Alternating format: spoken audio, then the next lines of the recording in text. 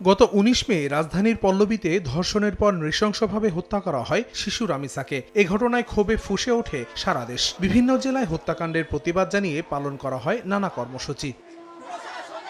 ঘটনার পরদিন ভুক্তভোগীর বাবা আব্দুল হান্নান মোল্লা বাদী হয়ে পল্লবী থানায় মামলা করেন। পরে গ্রেফতার করা হয় মূল অভিযুক্ত সোহেল ও তার স্ত্রী স্বপ্নাকে। আসামি সোহেল রানা ঘটনার সত্যতা স্বীকার করে জবানবন্দি দেয়।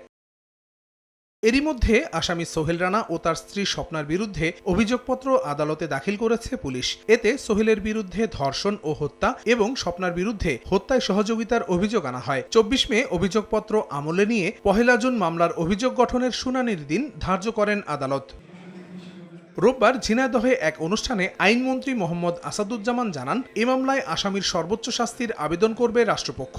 সরকারের হাতে যতটুকু সময়, যতটুকু ক্ষমতা আছে সেই ক্ষমতা সরকার প্রয়োগ করেছেন। আমি বলেছিলাম ১ সপ্তাহের মধ্যে চার্জশিট হবে। আলহামদুলিল্লাহ আমরা ১ সপ্তাহের মধ্যে চার্জশিট দিতে পেরেছি সঠিকভাবে।